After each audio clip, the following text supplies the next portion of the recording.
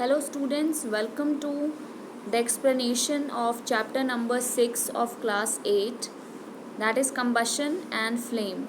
So we'll be discussing this chapter in a few parts. So today is the first part. So before we study, there are certain things that we are going to use in this chapter. First is the different types of fuels that we use. So as you can see in the picture, there are the different types of fuels that we use in our daily lives. First one is the wood, second is the picture of coal, then there are cow dung cakes. Cow dung cakes को हिंदी में हम लोग उपले भी कहते हैं, कंडे भी कहते हैं. Then there is petrol. So these are the different types of fuels that we use. इसके अलावा हम LPG भी use करते हैं, we use kerosene also, we use diesel also. So there are different types of fuels that we use in are daily life, और ये इन चीज़ों से हम ऑलरेडी फेमिलियर हैं. इनका कंबशन से क्या रिलेशन है that we will study in this chapter. Now जो फ्यूल है इसका हम जो यूज़ करते हैं वो किस लिए करते हैं. जैसे कि आप देखो पेट्रोल का यूज़ है, तो petrol what do you use it for. You use it to produce energy. ठीक है, प्रोड्यूस करते हो आप एनर्जी जिससे आपका व्हीकल, आपकी कार या बाइक या जो भी आप व्हीकल है आपके पास, उसको रन कर सको. सिमिलरली अगर आपने देखा होगा तो ये जो आपको दिख रहे हैं cow dung cakes, these cow dung cakes they are used specially in the villages, not in the cities any more, but in the villages still it is in use. And वहाँ पर इसका काम करते हैं फॉर कुकिंग द फूड. ठीक है, तो it is use to produce heat which is use then for cooking. तो बेसिकली ये सारी जो चीज़ें हैं इनसे हम एनर्जी प्रोड्यूस करने की कोशिश करते हैं जिससे हम अपनी एक्टिविटी को परफॉर्म कर सकें. कोल का भी यही है, वुड का भी यही है, सबसे हीट प्रोड्यूस होती है. Heat is a form of energy and with that energy we do our jobs. जैसे कि अगर हमको कुकिंग करना है तो हम कुकिंग करेंगे, हमें अपना व्हीकल को रन करना है तो we will run our vehicle and so on. So how does a fuel produce energy? So there is a process. The process is called as combustion. With the help of this process, a fuel produces energy. तो हम अब combustion को और साथ ही उससे ही related एक और term है flame. वही दो चीज़ें पहले इस चैप्टर के अंदर हम डिस्कस करेंगे. So firstly we will define combustion कि combustion क्या होता है. So combustion is a chemical process in which a substance reacts with oxygen to give off heat. ठीक है, तो एक केमिकल प्रोसेस है नंबर एक चीज़. दूसरी चीज़ रिएक्शन हो रहा है ऑक्सीजन के साथ. ठीक है, और तीसरी चीज़ है कि हीट भी प्रोड्यूस हो रही है. अब इसमें एक लाइन जो ये लास्ट में लिखी हुई है, sometimes light is also given off. तो this is only sometimes, not always. So ये लाइट आपको किस फॉर्म में विजिबल हो सकती है, in the form of flame और in the form of glow. These are the two forms in which you can see कि कंबशन हुआ है तो लाइट प्रोड्यूस हुई है या नहीं हुई है. तो कंबशन में लाइट प्रोड्यूस हो ये ज़रूरी नहीं है, पर अगर होती है तो वो इन दोनों में से किसी एक फॉर्म में आपको शो होती है, या तो फ्लेम या तो ग्लो. ठीक है, फ्लेम क्या होता है, कब प्रोड्यूस होता है, ये सब हम डिस्कस करेंगे चैप्टर में, बट हम अभी यहाँ पे डिस्कस कर लेते हैं थोड़ा सा ब्रीफली ताकि एक आइडिया हो जाए आपको. तो फ्लेम जो होता है, जैसे आपने देखी है candle. Okay, you have seen a candle. Candle के अंदर ये जो आपको ये दिखाई देता है, this is the flame. Okay, this is the flame. और अगर आप कोल को कभी बर्न होते हुए देखो, I will show it to you in the next picture. ये यहाँ पे देखो आप, ये जो फर्स्ट पिक्चर है कंबशन विदाउट फ्लेम. ठीक है, इसके अंदर ये आपका कोल के पीसेस हैं. ठीक है, दिस इज़ कोल और ये बर्न हो रहे हैं, और यहाँ पे कोई आपको फ्लेम नहीं दिख रहा है जैसे कैंडल के अंदर दिखाई देता है. सिर्फ आपको चमकते हुए कोल के पीसेस दिखाई दे रहे हैं. So this is the glow. ठीक है, this there is no flame, only glow is there. और अगर आप ये सेकेंड वाला केस देखो, इसमें वुड इज़ बर्निंग और ये जो आपको ये पूरा दिख रहा है, this is the flame. Similarly the flame of the candle. So अगर हम फ्लेम की बात करते हैं या ग्लो की बात करते हैं, तो फ्लेम कब प्रोड्यूस होता है और ग्लो कब प्रोड्यूस होता है. तो फ्लेम जो है ये तब प्रोड्यूस होता है जब आपका जो भी मटेरियल है, जैसे यहाँ पर बर्न क्या हो रहा है, यहाँ wax is burning. This is the wax. ये जो बॉडी होती है कैंडल की, it is made up of wax and this is the wax ये जो वैक्स है यही बर्न होकर के ये फ्लेम प्रोड्यूस कर रहा है। तो वैक्स क्या होता है, पहले सॉलिड फॉर्म में होता है, जैसे आप देख सकते हो कैंडल को टच करके। तो ये जो कैंडल का वैक्स है सॉलिड से पहले ये लिक्विड में कन्वर्ट होता है, ठीक है, और उसके बाद ये जा कर के आपका ये फ्लेम बनता है, उसके बाद ये बर्न होता है। तो इसीलिए हम यहाँ पर हमको फ्लेम दिखाई देता है बिकॉज ऑफ द वेपर्स। लेकिन जो कोल होता है वो directly from solid to the heat production, in directly वो बर्न हो जाता है, डायरेक्टली वो कन्वर्ट हो जाता है फ्लेम के फॉर्म में या एयर के फॉर्म में आप कह सकते हो, कार्बन डाइऑक्साइड बन जाती है डायरेक्टली। दैट इज़ वाई आपको वहाँ पे सिर्फ ग्लो दिखाई देता है, there is no flame. So this is how we define combustion.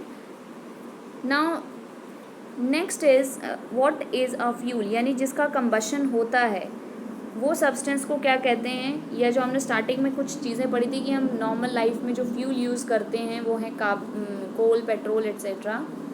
अब हम उसको साइंटिफिकली कैसे डिफ़ाइन करेंगे।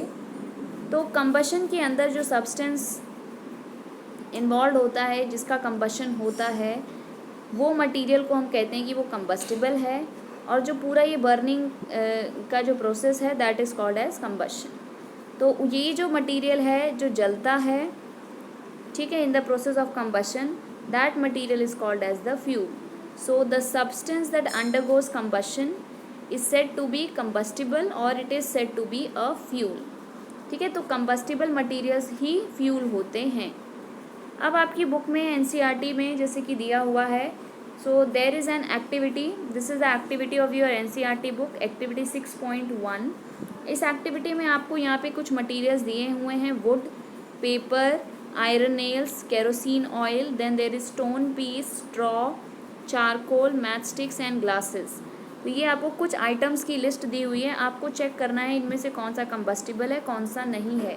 तो how do you check it, आप जैसे कि वुड लेते हैं, ठीक है, या फिर सिंपल ले लो, सबसे पहले पेपर ले लो। तो if you take paper and you have a candle, ठीक है, आप कैंडल से इसको हीट प्रोवाइड कर रहे हो, और ये पेपर जो है कुछ देर में ये जलना शुरू हो जाएगा, और इसके अंदर से इस तरह से फ्यूम्स एंड साथ में फ्लेम, ठीक है। फ्लेम एंड फ्यूम दोनों चीज़ अलग अलग होती हैं। फ्लेम इज़ जो शाइन दिखाई देती है, आपको चमक दिखाई देती है, आग दिखाई देती है, एंड स्मोक क्या है, जो धुआं दिखाई देता है आपको।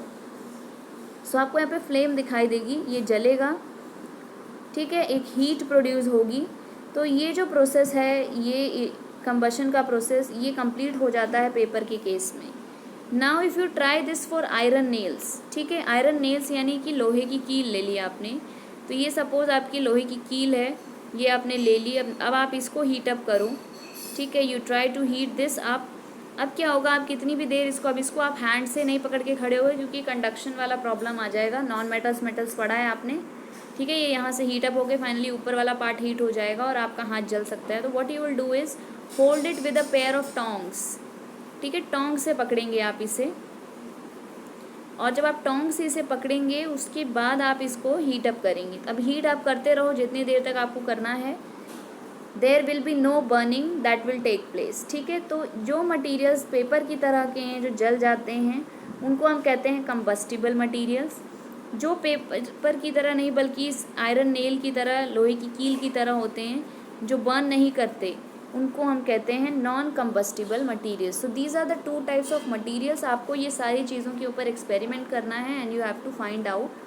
सो बहुत सारी चीज़ें तो आपने पहले ही ट्राई की हुई हैं, जैसे वुड जो है वो जलती है, ये आपको पता है, आपने कई बार लाइफ में देखा है कैंप फायर्स वगैरह में। सो कंबस्टिबल पे टिक कर देंगे। Paper again is combustible, you can try this out also.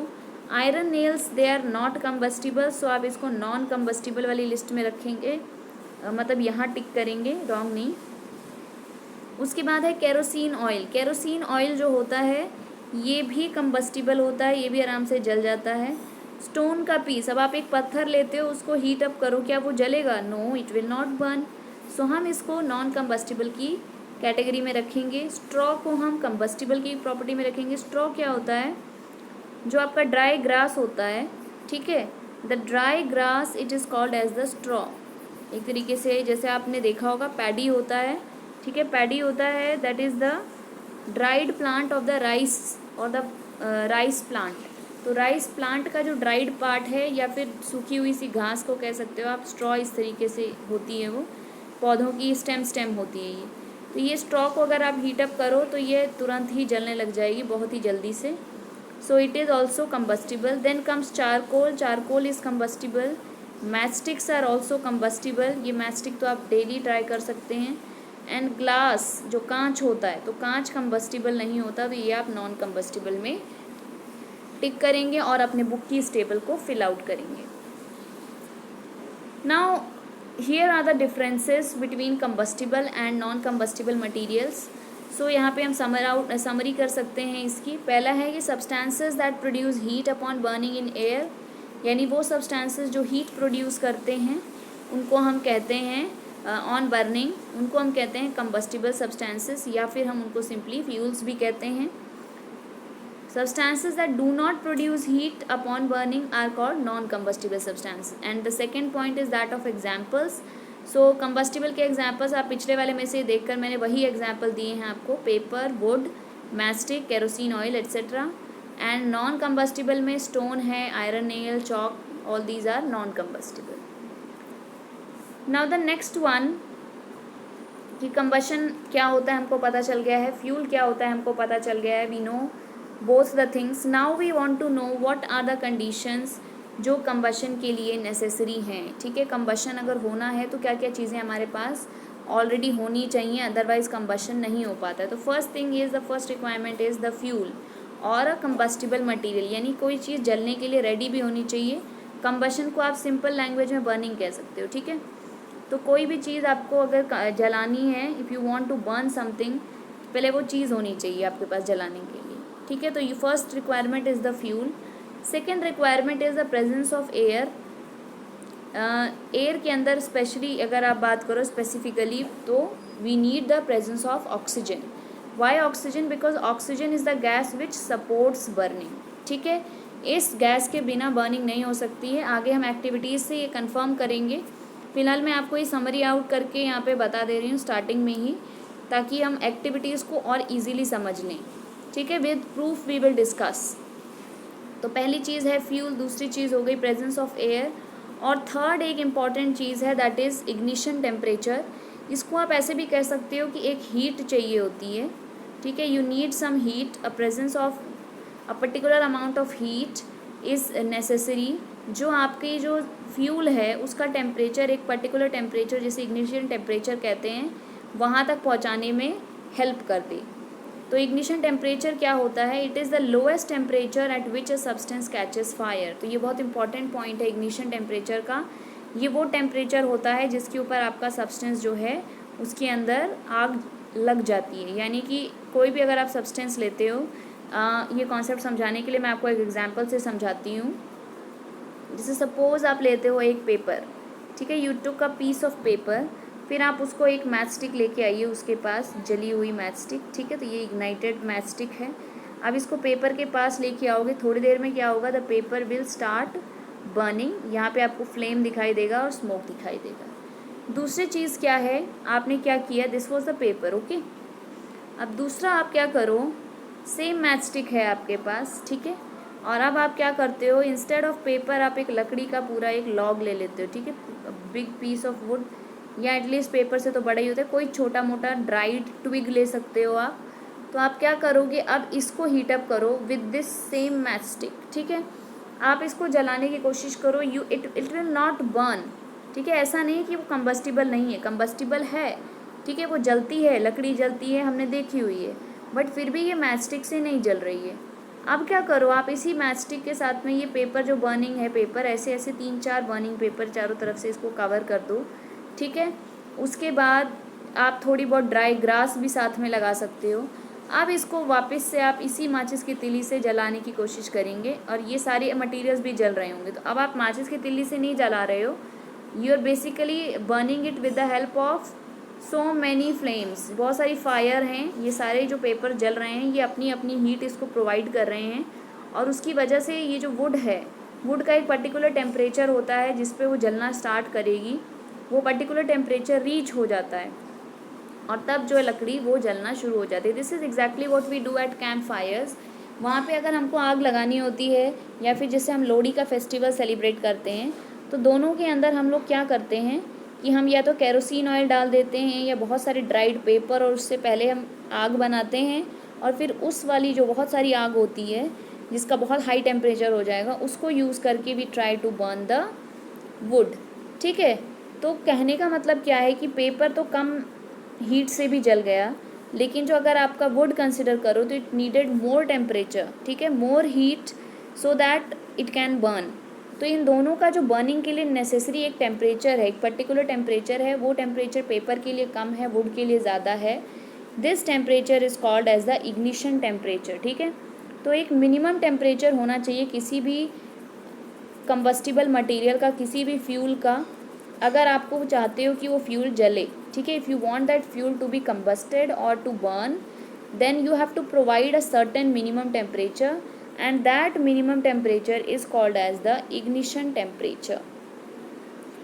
ठीक है, तो अब हम आगे पढ़ते हैं इन सभी चीज़ों के कि ये कंडीशन जो नेसेसरी हमने बताई हैं कंबशन के लिए, या एक्चुअली में नेसेसरी है या नहीं। देखो, फर्स्ट वाला तो ऑलरेडी प्रूव्ड है, क्योंकि बिना फ्यूल के कभी आग लगती ही नहीं है। जब भी आप आग लगेगी कहीं पर भी तो देखोगे कोई ना कोई चीज़ है जो जल रही होगी। तो फर्स्ट वाला जो पॉइंट है फ्यूल का, ये ऑलरेडी प्रूव्ड है। ठीक है, इट्स ऑलरेडी प्रूवन। अब ये जो सेकंड और थर्ड पॉइंट्स हैं इनको हम स्टडी करेंगे कि क्या ये नहीं है। अब ये देखो, इग्निशन टेम्परेचर वाला पॉइंट भी कुछ हद तक आपका ये जो वुड वाली एक्टिविटी की थी और पेपर वाली, उससे प्रूव हो गया था, लेकिन हमारे पास बुक में जो प्रॉपर एक्टिविटी दी है एनसीईआरटी में, हम वो भी डिस्कस करेंगे। So let us discuss the activities to show that air is necessary for combustion. So there are two activities given in the NCERT, that is the activity 6.2 and activity 6.3। 6.2 में क्या बोला है, आपको एक लाइटेड कैंडल लेना है। ठीक है, एक टेबल लेना है, टेबल के ऊपर लाइटेड कैंडल को रखना है। अब कैंडल के जो दोनों साइड्स हैं, ठीक है, कैंडल के लेफ़्ट एंड राइट साइड दोनों तरफ आपने क्या रखना है, एक जो टेबल जिसके ऊपर आपने रखा है वहाँ पे एक वुडन प्लैंक रखना है। ठीक है, लकड़ी का कोई बड़ा सा पीस ऐसे कट करके या आपके पास अवेलेबल हो जहाँ से भी आपको मिल सके, कुछ ऐसा कि वो थोड़ा सा उसका लेवल रेज़ किया जा सके। अब ये रेज्ड लेवल जो है, रेज्ड प्लेटफॉर्म जो है, इसके ऊपर आपने क्या रखना है, एक ग्लास चिमनी रखनी है। ग्लास चिमनी क्या है, बेसिकली ये आपका एक सिलेंडर शेप का है जो ओपन है टॉप एंड बॉटम दोनों से। ठीक है, ये यहाँ से भी ओपन है और ये बॉटम से भी ओपन है, तो दोनों तरफ से इसके अंदर जो चीज़ें हैं, that is the air, it can pass. ठीक है, ऊपर से भी हवा आ सकती है और नीचे से भी हवा इसमें आ सकती है। ठीक है, तो आपने क्या करना है, you have to place it like this, और आपने क्या करनी है, इसके अंदर जो आपकी कैंडल है, कैंडल को you have to burn also. ठीक है, जलती हुई कैंडल को इस तरह से आपने रखना है। उसके बाद उसकी दोनों साइड में इस तरीके से ये एक तरीके से आपने स्टैंड बनाना है। स्टैंड के ऊपर आपने ये ग्लास की चिमनी रखनी है और इसको रख देना है। तो अब नीचे से भी एयर एंटर करेगी और ऊपर से भी एयर एंटर करती रहेगी और आप इसको ऑब्ज़र्व करते रहिए। तो what you will observe is कि ये जो फर्स्ट वाला केस है, इसके अंदर आपकी कैंडल जो है वो प्रॉपर आराम से जलती रहेगी। ठीक है, there will be no issue, it will continue to burn as it is, आराम से जलती रहेगी जैसे नॉर्मली आपकी कैंडल फ्लेम जलती रहती है। अब इसका मतलब ये नहीं है कि you will sit in windy atmosphere and then you will try this experiment. तो दो चीज़ें आप ध्यान में रखनी है। पहली चीज़, क्योंकि यहाँ पे फायर है, so be careful while handling the burning candle. And second point that you have to keep in your mind is that कि आपको किसी ऐसी लोकेशन पे नहीं बैठना है जहाँ ऑलरेडी इतनी सारी हवा आ रही हो कि आपकी कैंडल बुझ जाए। ठीक है, तो आपको एक नॉर्मल से अपने रूम के अंदर जहाँ पर आपको फ़ैन वगैरह ऑफ कर लो जब आप एक्सपेरिमेंट परफॉर्म करते हो, and then perform the experiment. ये आप अपने घर पे ट्राई कर सकते हो with the help of any glass chimney अगर आपके घर में अवेलेबल हो। जैसे हमारे फैमिलीज़ के अंदर यूजली जो दिया होता है उसके अराउंड ये ऐसा ग्लास कवर आता है, ताकि उसके अंदर जो दिया है अगर फैंस ऑन भी रहें घर के तो उस पर अफेक्ट ना हो, फ्लिकरिंग ना हो। तो उसका क्या साइंटिफिक बेसिस है वो भी ये एक्सपेरिमेंट एक्सप्लेन कर रहा है। तो you can use the chimney from there, otherwise नहीं है तो you can just try and understand. अब सेकेंड वाले केस में आपने क्या करना है, ये जो नीचे आपने दोनों वुडन स्टैंड्स लगाए थे इसको आपने रिमूव ऑफ कर देना है। ठीक है, तो अब नीचे से जो एयर है वो बंद हो गई है जाना, अब एयर सिर्फ ऊपर से आ रही है। ठीक है, the air is coming only from the top. और एयर के अंदर भी हम पर्टिकुलरली ऑक्सीजन की बात करते हैं, ऑक्सीजन क्योंकि सपोर्ट करता है बर्निंग को, यानी अगर कोई चीज़ बर्न कर रही है और उसको प्रॉपर अमाउंट में ऑक्सीजन मिलती है तो वो जलती रहती। खैर हम यहाँ पे तो इसी चीज़ को प्रूव करने आए हैं, ठीक है, तो हमें उसकी कोई ज़रूरत नहीं है। फ़िलहाल हम ये कह रहे हैं कि एयर आनी चाहिए। सो air is coming from the top, bottom से कोई एयर नहीं आ रही है, ठीक है। और अब ये आपका है थर्ड सेटअप। थर्ड सेटअप में आपने क्या करना है, यही वाली जो कैंडल है ये जो जल रही थी या जैसी भी थी, अब इसके ऊपर आपने ये कवर रख देना है एक, ठीक है। You have to cover this chimney. तो अब ना तो ऊपर से एयर आ रही है और ना ही नीचे से एयर आ रही है, तो आपके पास 3 कंडीशंस हैं। Okay, so you have 3 conditions. First condition के अंदर ऊपर से हवा आ रही है और नीचे से भी हवा आ रही है प्रॉपर हमारी कैंडल के लिए, ठीक है। सेकंड वाले के अंदर ओनली टॉप से air is coming, from bottom there is no air, ठीक है। उसके बाद ये थर्ड वाली सिचुएशन है, थर्ड के अंदर neither from top nor from bottom, ठीक है, दोनों तरफ से कोई भी एयर नहीं आ रही है। तो आप क्या ऑब्ज़र्व करोगे, what you will observe is, अगर आप इसको परफॉर्म करोगे तो यू विल ऑब्ज़र्व कि फर्स्ट वाले केस में तो आप ये कैंडल जो है it will continue to glow as it is, ठीक है। सेकंड वाले के अंदर क्या होगा, आपकी कैंडल जो है वो फ्लिकर होना शुरू हो जाएगी, जैसे इसमें बिल्कुल ही बुझा हुआ दिखा दिया है, एग्जैक्टली नहीं, थोड़ा सा फ्लिकर होना शुरू होता है, ठीक है। तो यहाँ पे फ्लिकरिंग होगी, यानी उसको प्रॉब्लम हो रही है, वो जल नहीं पा रही है ढंग से। और जो थर्ड केस है उसमें कुछ देर के अंदर वो पूरी की आपकी जो कैंडल है it will be put off, that is कि वो जलना बंद हो जाएगी, ठीक है। तो ये जो एक्सपेरिमेंट है इससे हमको क्या पता चलता है, क्या चीज़ थी जो सब में आपने अवेलेबल कराई थी तो कोई प्रॉब्लम नहीं थी और जैसे ही आपने हटा दी तो वो प्रॉब्लम क्रिएट हो गई, तो दैट वाज द ऑक्सीजन या एयर।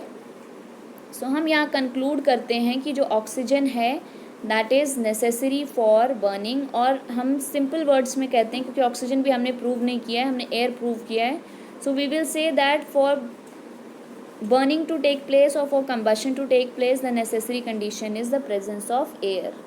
अब ये दूसरा एक्सपेरिमेंट है एक्टिविटी 6.3 में, इसमें आपको क्या करना है, एक बर्निंग वुड का पीस लेना है या फिर चारकोल अगर आपके पास अवेलेबल हो, ठीक है, उसको जला लिया है आपने ऑलरेडी, इट इज़ बर्निंग। उसके बाद आपने एक आयरन प्लेट पे रखना है या फिर एक तवा के ऊपर आपके घर में जिस पे रोटी बनाने के लिए जो आप यूज़ करते हो, तो you have to place it on that. Now placing on the tawa does not mean कि tawa should be on the gas, ठीक है। तवा आपका जो है वो नॉर्मली तवा बाहर लेके आ जाओ, ये घर के बाहर एक्सपेरिमेंट करो तो बेटर रहेगा, ठीक है। तो आपने क्या किया, बर्निंग वुड ले लिया, छोटा ही पीस लेना है, ज़्यादा बड़ा पीस नहीं लोगे आप क्योंकि आपको हैंडल करने में प्रॉब्लम हो सकती है। पेरेंट्स को आप साथ में रखिए अपने, whenever you are performing these kinds of experiment, साथ में थोड़ा सा एक बकेट पानी भी रखना चाहिए आपको। So you take a burning wood piece, और अगर आपके पास चारकोल अवेलेबल है तो you can take charcoal also, उसको जलाइए। उसके बाद उसको एक आयरन प्लेट पे या फिर कोई तवा अगर आपके पास नहीं है अवेलेबल आयरन प्लेट तो उस पर रख लीजिए। उसके बाद आपने क्या करना है, कोई ग्लास का जार लेना है। वाई द ग्लास जार, वैसे तो काम किसी भी जार से हो जाएगा क्योंकि हमारा मकसद है एयर को कट ऑफ करना, बट ग्लास जार से हम जो अंदर की एक्टिविटी है कि उसका क्या इम्पैक्ट हुआ एयर कट होने पे वो हम ऑब्जर्व कर सकते हैं, इसीलिए आपको हमेशा बोलते हैं ग्लास जार यूज़ करो। यहाँ पर भी हमने ग्लास चिमनी इसीलिए यूज़ किया था। सो cover it with a glass jar, या फिर अगर आपने छोटा पीस लिया है कि वो एक कांच का जो ग्लास होता है वाटर ड्रिंक करते हैं जिससे हम, उससे भी काम चल जाता है, तो you can use that also. आप ट्रांसपेरेंट प्लास्टिक जार भी यूज़ कर सकते हैं, बट मेक श्योर कि ट्रांसपेरेंट प्लास्टिक जार इतना बड़ा है कि वो किसी तरह से डायरेक्टली आपकी बर्निंग वुड के कांटेक्ट में ना आए क्योंकि वो पिघलना शुरू हो सकता है। तो it's better you use glass jar और अ टम्बलर। नाउ what happens, ठीक है, that you have to observe। so what you will observe is that after some time the charcoal will stop burning, ठीक है। यहाँ पे आपको क्वेश्चन के form में हिंट दिया जाता है। so does charcoal stop burning after some time? so yes, the charcoal stops burning after some time, and what is the reason?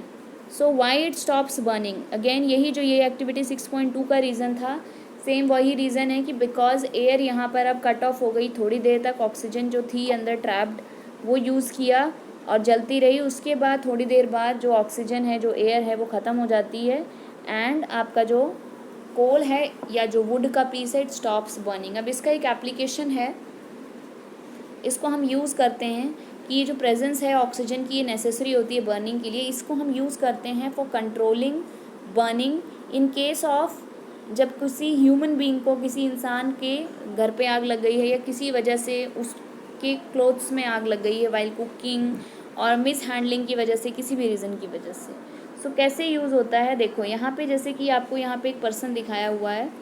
So this person, हमने ये क्या अज्यूम किया है कि इस पर्सन के ऊपर जो है किसी वजह से, किसी भी रीज़न से इसके क्लोथ्स में फायर कैच हो गया था, ठीक है।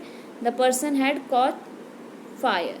Now what we did is कि हमने इसको क्या करते हैं, हमेशा बोलते हैं कि जब भी किसी पर्सन में आग लग जाए तो आप उसको ब्लैंकेट से रैप कर दो। तो ये यहाँ पे आपको दिख रहा है कि ब्लैंकेट से इसको रैप कर दिया गया है। अब ये ब्लैंकेट क्या होता है, ब्लैंकेट इतना थिक होता है कि इसके अंदर एयर पास नहीं कर सकती, ओके। और बाहर पूरी ऑक्सीजन है एटमॉस्फेयर के अंदर, ठीक है। अगर आप इस पर्सन को विदाउट द ब्लैंकेट रख दो तो इसके पास जो ऑलरेडी बर्निंग है वो और आराम से बर्न होगी, क्योंकि ऑक्सीजन तो सपोर्ट करती है बर्निंग को। लेकिन जब आपने पर्सन को कवर कर दिया सो ऑक्सीजन की सप्लाई कट ऑफ हो गई, ठीक है। ऑक्सीजन या एयर जो है वो कट ऑफ हो गई, किसकी वजह से, ड्यू टू द ब्लैंकेट, ठीक है। ब्लैंकेट की वजह से जो एयर है उसकी सप्लाई कट ऑफ हो गई, और एयर सप्लाई के कट ऑफ होने की वजह से जो कुछ देर में जो जितनी एयर थी वो यूज़ अप होकर के फाइनली जो आपका फायर है वो बंद हो जाएगा एंड पर्सन जो है वो सेफली बचाया जा सकता है। सो दिस इज़ वन एप्लीकेशन, किस तरीके से ये प्रॉपर्टी जो है कि ऑक्सीजन के बिना या एयर के बिना नहीं बर्निंग हो सकती, उसको हम यूज़ करते हैं बर्निंग को स्टॉप करने के लिए।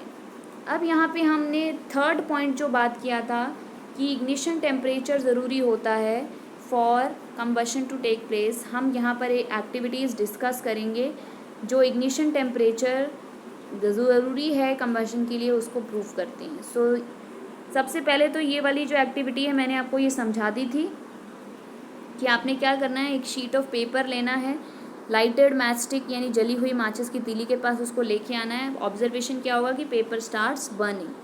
फिर आपने क्या करना है, एक पीस ऑफ वुड लेना है, लाइटेड मैच स्टिक के पास लेके आना है। अगेन आपने ऑब्जर्वेशन करनी है। ऑब्जर्वेशन क्या होगी, the wood does not burn. Why does not burn, तो आप क्या करोगे, अब इसको पता करने के लिए आपने सेम वही लकड़ी लिया है। अब हीप ऑफ बर्निंग पेपर, अब बहुत सारे पेपर आपने बर्निंग ले लिए हैं, और instead of lighting with a match stick now you are lighting it with the heap of burning paper. तो अब ऐसी केस में आपका ऑब्जर्वेशन होगा कि वुड जो है अब वो जलना स्टार्ट हो जाएगी। इन तीनों जो आपकी सिचुएशंस हैं इनसे ये प्रूव हो रहा है कि जो डिफरेंट फ्यूल्स हैं, ठीक है। पहले वाले में फ्यूल क्या था, sheet of paper. So paper is also a fuel, हम उसको डेली लाइफ में यूज़ नहीं करते हैं कुकिंग के लिए, दैट डजंट मीन कि वो फ्यूल नहीं है।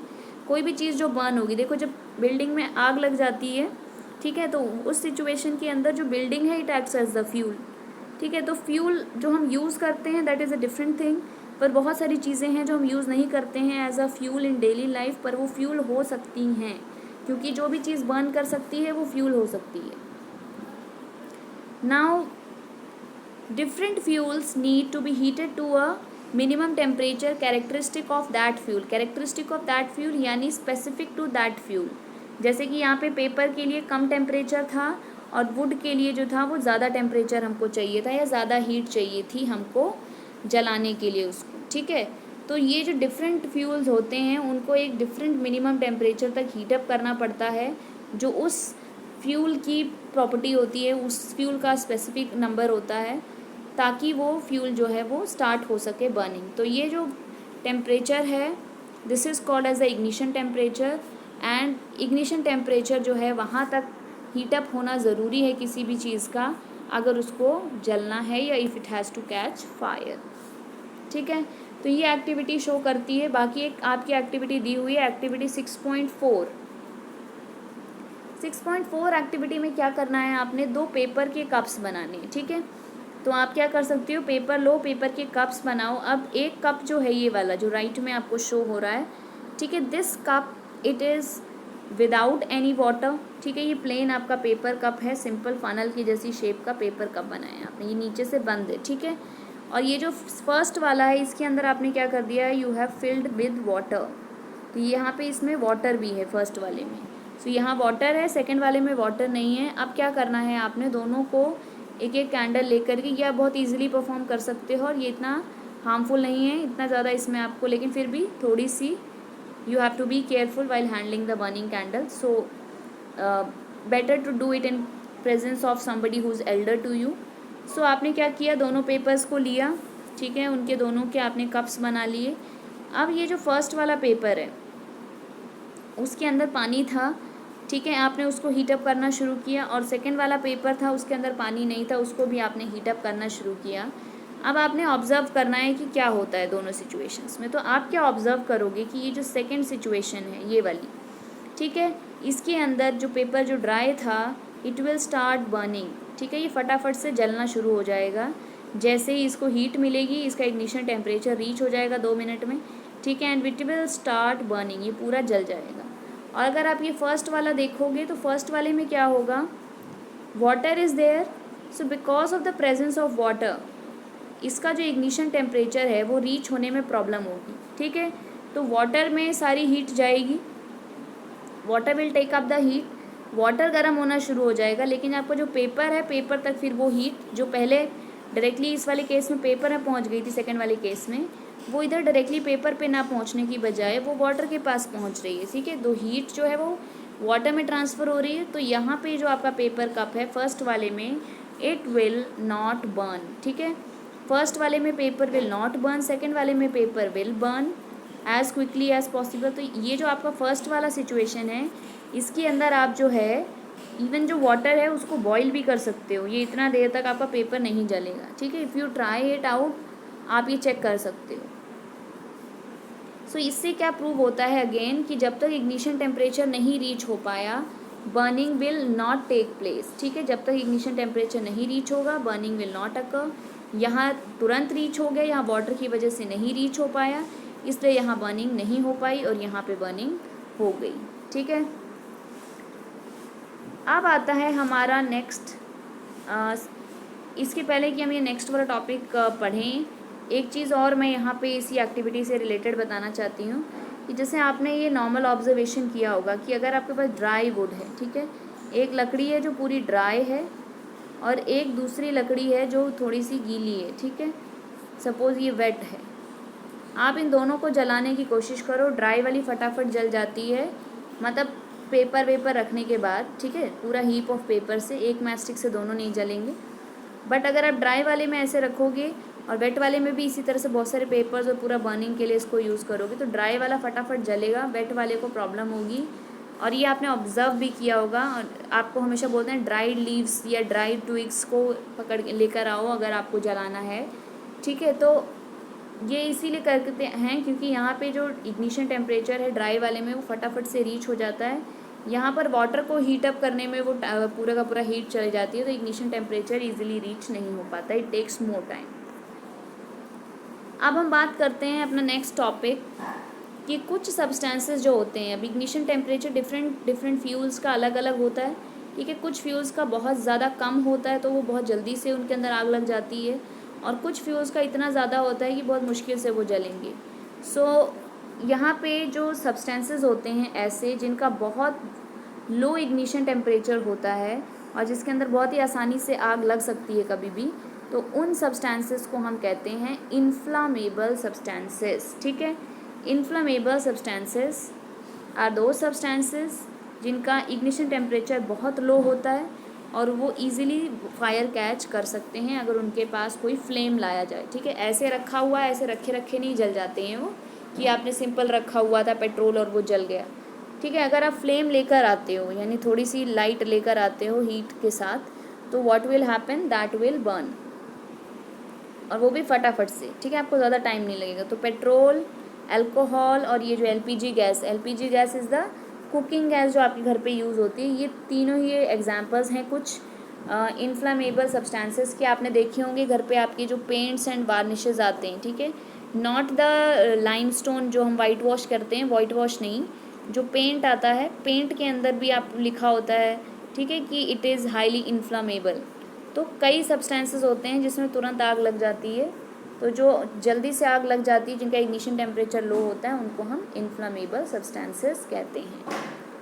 अब हम पढ़ लेते हैं इग्निशन टेम्परेचर का ही एक एप्लीकेशन कि फॉरेस्ट फायर में क्या रोल होता है इग्निशन टेम्परेचर का, कैसे फॉरेस्ट में फायर लग जाती है. तो देखो क्या होता है, एक्सट्रीम जो हीट होती है समर की, ठीक है, during the extreme heat of summer कुछ जगहों पर, ठीक है, कुछ फॉरेस्ट पर स्पेशली हम यहाँ बात कर रहे हैं फॉरेस्ट की, तो वहाँ पे क्या होता है कि जो ड्राई ग्रासेस होती हैं वो फायर कैच कर लेती हैं, ठीक है। ड्राई ग्रासेस का ignition temperature as compare to any tree, ठीक है, अगर आप ट्री कंसिडर करते हो, कोई ड्राई ग्रास आप कंसिडर करते हो, तो ड्राई ग्रास का इग्निशन टेम्परेचर लो होता है, और ट्री जो है क्योंकि उसके अंदर वाटर वगैरह जा रहा है, यहाँ पत्ते वगैरह हैं, तो इसका इग्निशन टेम्परेचर कंपैरेटिवली हाई होगा क्योंकि इसमें मॉइस्चर कंटेंट आ गया, ठीक है। तो ड्राई जो ग्रास होती है उसमें क्या होता है, कभी कभी इतनी गर्मी आ गई, मतलब कि फ्लेम की ज़रूरत नहीं पड़ी, बिना फ्लेम के जितनी फ्लेम से गर्मी आती है उतनी गर्मी प्रोड्यूस हो गई, इतना ज़्यादा समर है, तो वैसी सिचुएशन में व्हाट विल हैपन कि the ignition temperature of grass will be reached, और जैसे ही इग्निशन टेम्परेचर रीच होगा जो ग्रास है इट विल स्टार्ट बर्निंग, और ये जो बर्निंग ग्रास है, क्योंकि अब ग्रास थोड़ी सी नहीं होती किसी जगह पे, बहुत सारी ग्रास होती है, it will transfer the fire to the nearby trees, the nearby plants, ठीक है। और जंगल में तो बहुत सारे प्लांट्स हैं, बहुत सारा फ्यूल अवेलेबल होता है, तो इसकी वजह से बहुत सारी जो आपकी है फायर वो फैल जाती है, और ये डिफ़िकल्ट हो जाता है हमारे लिए कि हम इस तरह की फायर को कंट्रोल कर पाएँ। So this is how ignition temperature plays a role in forest fires. Now we will discuss about the matchbox and how the matchstick is burnt, ठीक है। क्या प्रोसीजर है जो आपके घर में मैचस्टिक होता है, वो भी इग्निशन टेम्परेचर पर ही बेस्ड है, जो बर्निंग होती है मैचस्टिक की, तो उसमें क्या मटेरियल्स हैं, किस तरीके से है, ये आपके बॉक्स में दिया हुआ है एनसीईआरटी के। So we will discuss this also. So पहले देख लेते हैं कि मैचस्टिक किसका बना होता है। देखो एक मैचस्टिक के अंदर दो पार्ट्स होते हैं, एक तो ये नीचे स्टिक होता है और उसके ऊपर एक हेड होता है, ठीक है। तो ये जो मैचस्टिक का जो हेड होता है, ठीक है, ये हेड जो है इसके अंदर दो चीज़ों का मिक्सचर होता है मेन एज केमिकल्स, ठीक है। इन केमिकल्स के अलावा ग्लू और स्टार्च भी होता है, तो ये दो केमिकल्स क्या हैं, antimony trisulphide and potassium chlorate, ये दो सब्सटेंसेस होते हैं केमिकल्स, ठीक है, जो जल करके या जिनका कंबशन हो करके फाइनली इतनी कंबशन से इतनी हीट एंड लाइट प्रोड्यूस होती है कि ये जो नीचे वुड है, ठीक है, this would also starts burning, ठीक है। तो सबसे पहले तो इसको जलाना है, तो कैसे जलता है पूरा प्रोसीजर हम डिस्कस करेंगे।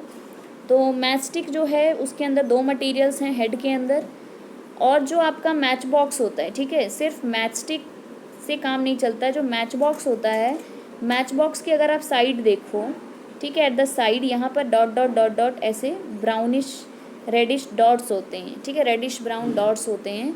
ये जो डॉट्स होते हैं ये फालतू में आपको ऐसे डिज़ाइनिंग के लिए नहीं बनाए होते हैं, यहाँ पर पाउडर्ड ग्लास, बहुत ही बारीक पाउडर्ड ग्लास, ठीक है, और साथ में रेड फॉस्फोरस ये प्रेजेंट होता है। तो आपके जो एनसीईआरटी अगर आप पढ़ोगे तो उसमें आपको मिलेगा कि जो पुराना टाइम था, एंशियंट जो इजिप्ट वगैरह में यूज़ होती थी मैचस्टिक, जो फर्स्ट मैचस्टिक थी, दैट वाज अ सिंपल कोई वुड होती थी, पाइन वुड स्पेशली जो यूज़ करते थे वो, और उसको वो डिप कर देते थे सल्फ़र में। सल्फ़र एक इन्फ्लेमेबल मटेरियल है, लेकिन प्रॉब्लम ये आई कि ये जो सल्फ़र था ये भी उतना ज़्यादा, मतलब ये बहुत हाईली इन्फ्लेमेबल होता है, और इसको कंट्रोल करना, इसका जो फायर होता है वो मुश्किल होता है। You can watch on the internet, आपको कई सारे ऐसे वीडियोस मिल जाएंगे जहाँ पर यू विल फाइंड कि किस तरीके से बर्निंग ऑफ सल्फ़र होता है, सल्फ़र के कैसे फ्लेम्स प्रोड्यूस होते हैं, ठीक है, बहुत ही ज़्यादा उसको कंट्रोल करना मुश्किल होता है। तो वो आज के टाइम में हम लोग ऐसी चीज़ें लेते हैं जो सेफ़ हैं, ठीक है। तो दूसरा आया था कि इजिप्ट वाले के बाद एक मॉडर्न आई थी टेक्निक, उसमें यहाँ पे जैसे कि मैं बोल रही हूँ यहाँ पे रेड फॉस्फोरस, ठीक है, तो रेड फॉस्फोरस की जगह, रेड फॉस्फोरस जो होता है ये इन्फ्लामेबल नहीं होता उतना, ये आराम से रहता है, मतलब ऐसे ही हवा के अंदर it will not catch fire, लेकिन वाइट फॉस्फोरस होता है जो, ठीक है, रेड फॉस्फोरस का ही एक दूसरा फॉर्म होता है, ये चेंज हो जाता है अगर, तो वाइट फॉस्फोरस फॉर्म होता है इसका, जो रिएक्टिव होता है, एयर के साथ जो रिएक्शन करके तुरंत जलना शुरू हो जाता है स्पॉन्टेनियसली यानी अपने आप से जलना शुरू हो जाता है। तो पहले जो मैचस्टिक हुआ करते थे उसके अंदर रेड फॉस्फोरस की जगह वाइट फॉस्फोरस होता था, और वो यहाँ पे, जैसे मैं आपको बोल रही हूँ कि रेड फॉस्फोरस यहाँ साइड्स पे लगा हुआ है मैच बॉक्स के, तब वो सिर्फ हेड पे यूज़ किया करते थे, तो it was also very unsafe. तो हमने ये फाइनली जो आपका मॉडर्न मैचस्टिक है वो आया, इसके अंदर जो आपका साइड है, ठीक है, मैच बॉक्स का, वहाँ पर पाउडर्ड ग्लास की छोटे छोटे बहुत बारीक पाउडर्ड ग्लास और साथ में रेड फॉस्फोरस लगाया हुआ होता है, ठीक है। मैचस्टिक के हेड में ये दो मटेरियल्स हैं, आपको बता दिया है मैंने। और मटेरियल्स क्या हैं, स्टार्च एंड ग्लू, वो इसको बाइंड करके वहाँ चिपका के रखने के लिए होते हैं, अदरवाइज़ ये दोनों मटेरियल वहाँ से उड़ जाएंगे, पाउडर ही तो हैं। अब रिएक्शन क्या होता है, तो जैसे ही आप रब करते हो, ठीक है, when you take out a match stick from the box and then आप उसको इस सरफेस पे साइड पे रब करते हो, तो जो रेड फॉस्फोरस है इसके सरफेस के ऊपर, ठीक है, red phosphorus on the side, it is converted due to the heat, ठीक है, हीट प्रोड्यूस होती है रबिंग की वजह से।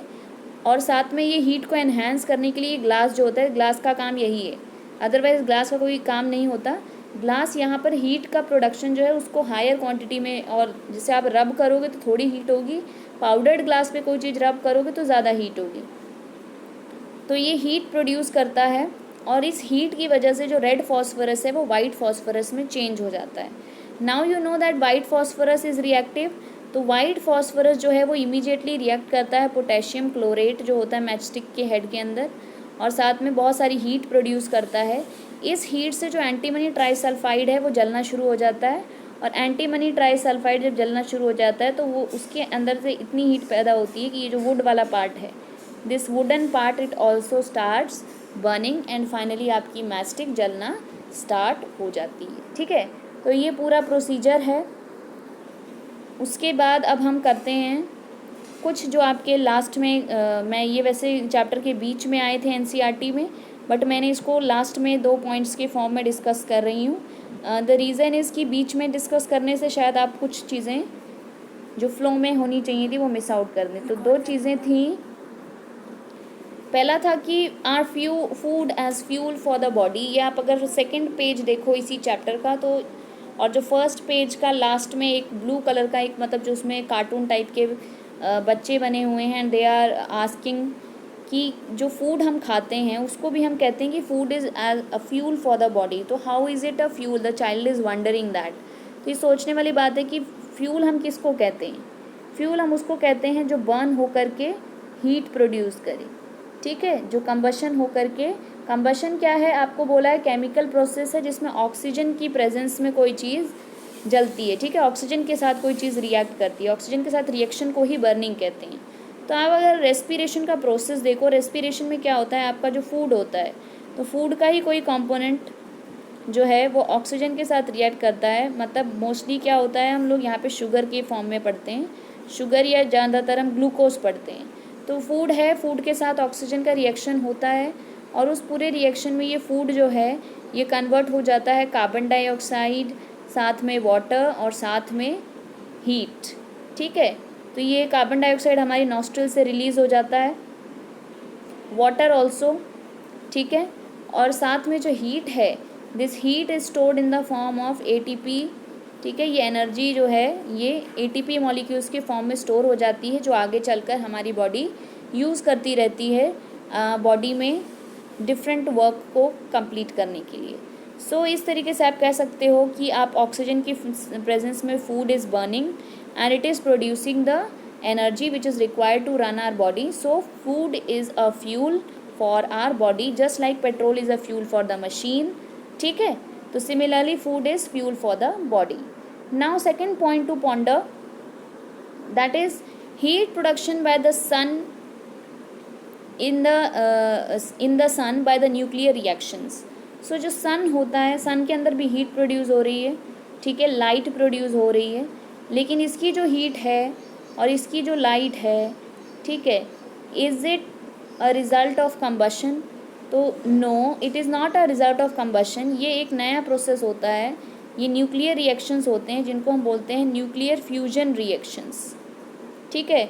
हमको पता है कि जो सन होता है या कोई भी स्टार होता है, ठीक है, ये हमने 6th क्लास की एनसीईआरटी में अगर आप पढ़ो, अगर आपको याद हो तो 6th क्लास की ज्योग्राफी की एनसीईआरटी में ही ये डिस्कस्ड है, और ये नॉर्मली भी एक हम लोग को अब तक पता चल जाती है 8th क्लास तक कि जो स्टार्स होते हैं ये गैसेज होती हैं एक्चुअली में, ठीक है, ये गैसेज होते हैं जो इकट्ठे हैं, ठीक है, और ये गैसेज, ये जो आपका सन है ये भी एक गैसेज का ही पूरा एक ग्रुप है कह सकते हो, गैस के बहुत सारे मॉलिक्यूल्स, गैसेस का ग्रुप नहीं है, गैस जो है बहुत सारे मॉलिक्यूल्स उसके इकट्ठे हैं ये।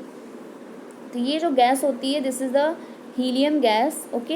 एंड ये जो हीलियम गैस होती है, इस गैस की जो मॉलिक्यूल्स हैं वो आपस में फ्यूज़ होते रहते हैं और नए मॉलिक्यूल्स बनाते हैं, और उस प्रोसेस में बहुत high amount of energy release होती है, और उसी हीट और लाइट से पूरा का पूरा सोलर सिस्टम जो है उसके अंदर हीट जो है वो ट्रांसमिट होती है।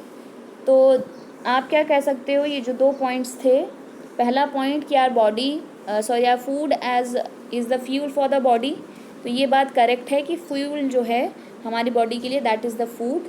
और दूसरी बात जो है कि हीट प्रोडक्शन जो सन में है वो कंबशन से प्रोड्यूस नहीं होती है, बल्कि वो एक नए रिएक्शन से प्रोड्यूस होती है, that is called as the nuclear fusion reactions. So that was all. बाकी जो आपका चैप्टर है अभी ख़त्म नहीं हुआ है, फायर कैसे कंट्रोल करनी है, ठीक है, किस तरीके के टाइप्स हैं कंबशन के, एंड ऑल्सो फ्यूल्स के बारे में कि कौन सा फ्यूल अच्छा है, कैसे हम फ्यूल एफिशिएंसी वगैरह मेजर करेंगे। So all those things will discuss in part 2। Till then study well, and if you have any doubts just don't forget to mention in the comments. Thank you.